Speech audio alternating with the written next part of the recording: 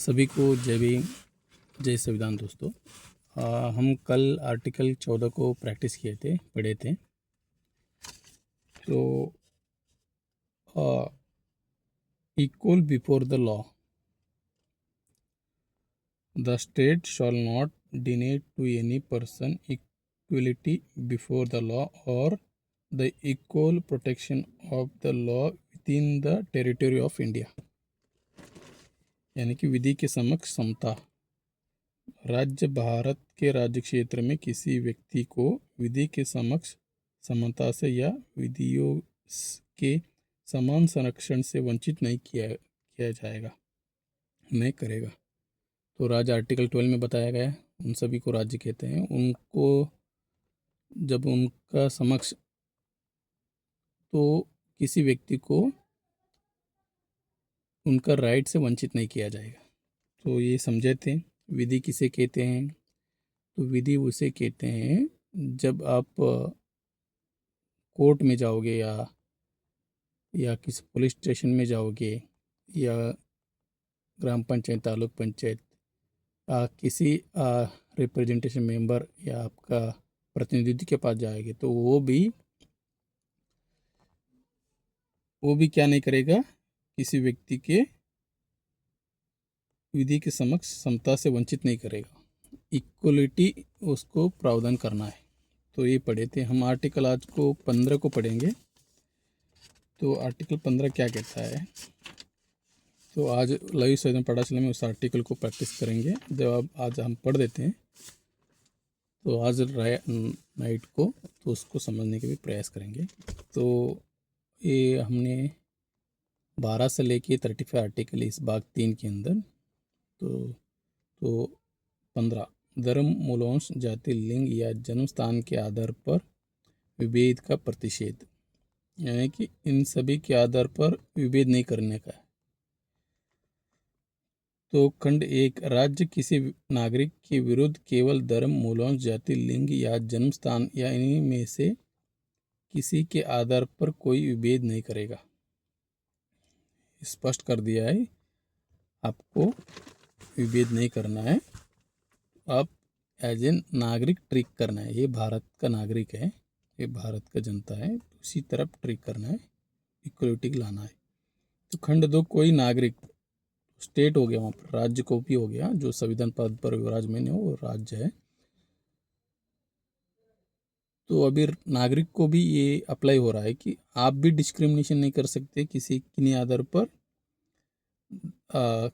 कोई नागरिक केवल धर्म, मूलवंश, जाति, लिंग, जन्मस्थान या इन्हीं में से किसी के आधार पर उपखंड का दुकान, सार्वजनिक भोजनालय, होटल और सार्वजनिक मनोरंजन के स्थानों पर प्रवेश, यानी कि गांव की तरफ अभी डिस्क्रिमिनेशन होता है होटलों में कास्ट को देखकर, है ना। तो ये आर्टिकल के तहत फंडामेंटल राइट्स के अगेंस्ट जाके वो लोग काम कर रहे हैं, तो उनको डायरेक्ट जेल ही बाहर ही नहीं निकल पाएंगे। आप उनको इस राइट्स को पता चल जाए तो इसके अगेंस्ट खड़े होंगे। तो ये है। और उपखंड को पूर्णता या भागता, यानी कि भारत सरकार निधि से, पूर्णता या भागता राज्य निधि से या पोषित या साधारण जनता के प्रयोजन के लिए समर्पित कुएं, तालाबों, स्नान घाटों, सड़क और सार्वजनिक समागमों के स्थानों के उपयोग के संबंध में किसी भी नियोक्ता, दायित्व, निर्बंधन या शर्त के अधीन नहीं होगा। ये कंडीशन नहीं डाल सकते कि आप ये यहाँ पर अप्लाई हो चुका है कि आप यहाँ पर नहीं आ सकते, क्योंकि वहाँ पर क्या कह रहा है, पूर्णता या भागता,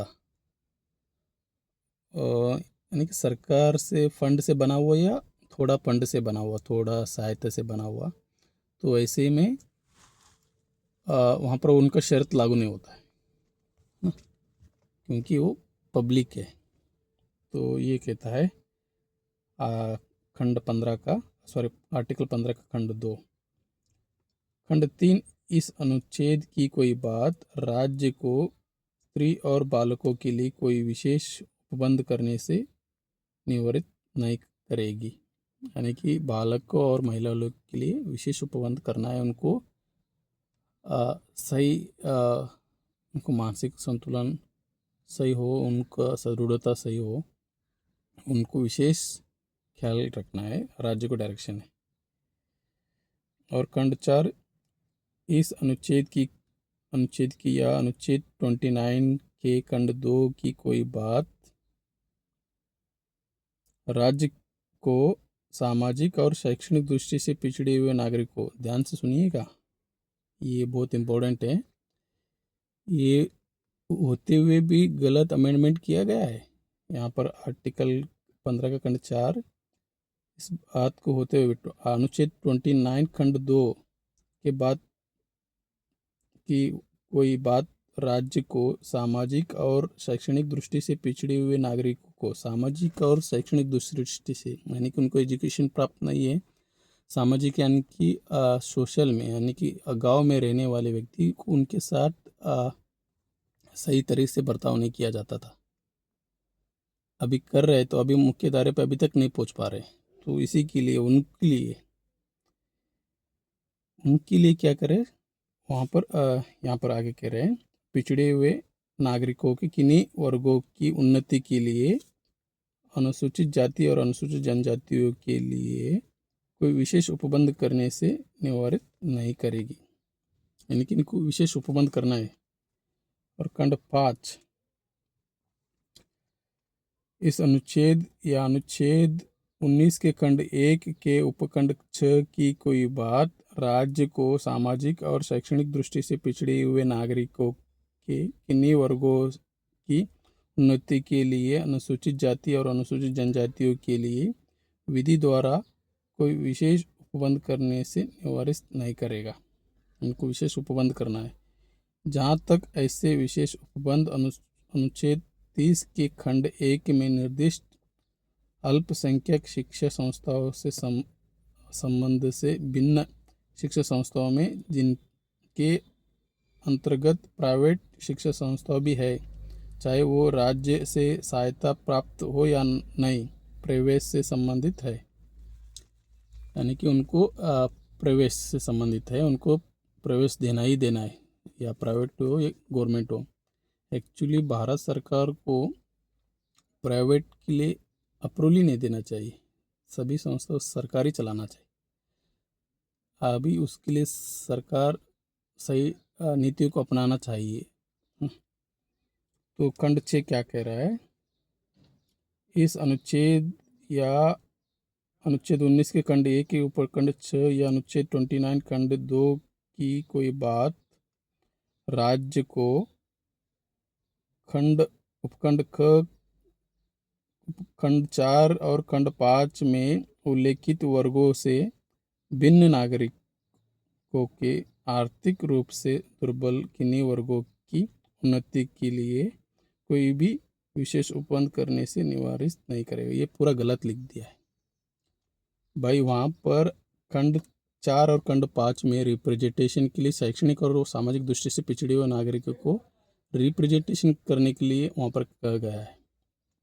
उनको छोड़ के आर्थिक दृष्टि से पिछड़े हुए नागरिकों को रिप्रेजेंटेशन के लिए आर्टिकल खंड 3 कह रहा है, खंड 6 कह रहा है कि ये देखिए कब संशोधन हुआ, ये संविधान 103वां संशोधन अधिनियम 2019 की धारा 2 द्वारा 14/1/2019 में प्रभावी अंतर स्थापित लागू कर दिया है 2019 के अंदर।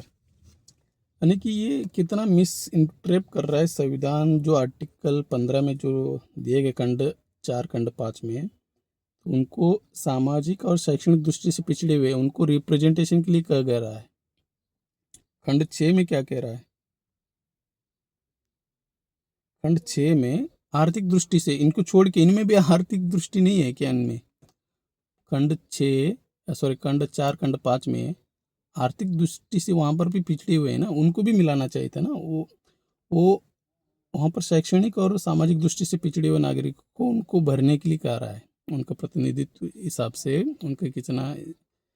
तो यहाँ पर क्या कह रहा है 6 में, उनका रिप्रेजेंटेटिव और होने के बाद भी उनके अंदर जो गरीबी है उनको भरने के लिए, ये गरीबी उन्मूलन के लिए थोड़ी रिजर्वेशन है। तो आप देख सकते हैं, तो ऐसे अमेंडमेंट किया है जो, हालांकि ST ST OBC पिछड़ी और रिप्रेजेंटेशन होना चाहिए। तो आखिर में क्या करें,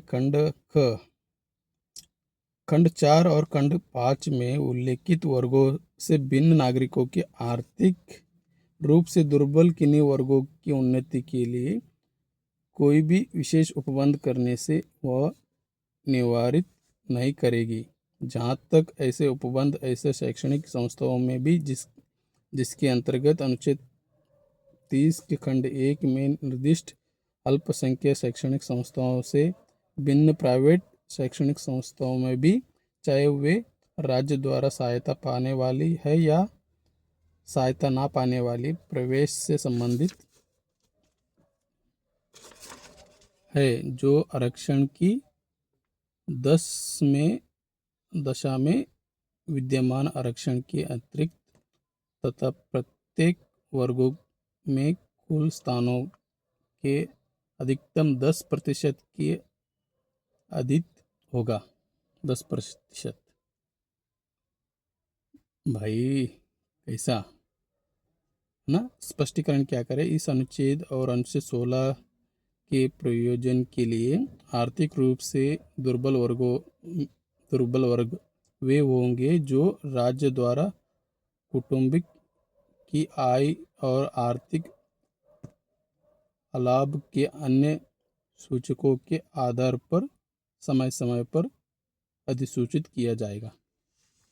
ये है, ये आर्टिकल है ना। तो दोस्तों आप समझ सकते हो, तो रिजर्वेशन का जो कॉन्सेप्ट है, सोशल एंड एजुकेशनली बैकवर्ड, इनके लिए उनके रिप्रेजेंटेशन के लिए रिजर्वेशन दिया गया है। ये आर्टिकल 38-39 में इसी रिलेटेड के लिए बात किया गया है कि आर्थिक डिसबैलेंस नहीं हो। अभी क्या कर रहा है गवर्नमेंट, ज़्यादातर प्राइवेट को प्रमोट कर रहा है, एक के पास धन संपत्ति एकत्रित होने के इशारे पे जा रहा है। संविधान इसका अगेंस्ट है।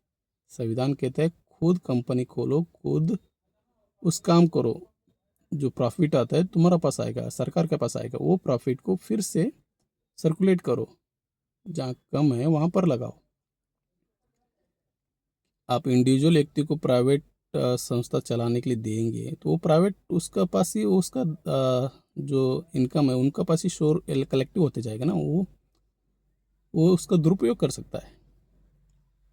वो देश हित में थोड़ी काम करेगा, उसके पास ज़्यादा धन आएगा तो ये सेंसिटिव मामला है, हमको सोचना होगा कि किस ओर जाना है। हमको आर्टिकल आगे पढ़ेंगे, आगे 38-39 में आएंगे, तो कल 16 को प्रैक्टिस करेंगे, वहाँ पर भी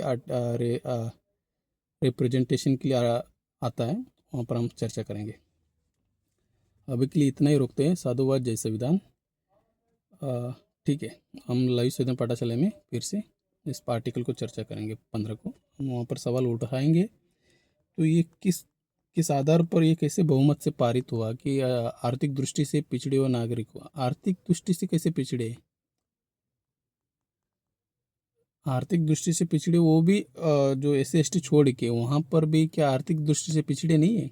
तो इसको हम सवाल वहाँ पर उठाएंगे, तो उसको वहाँ पर लाइव सदन पाठशाला से जानकारी प्राप्त करेंगे, वापस आपको कल इसको इन्फॉर्मेशन देंगे।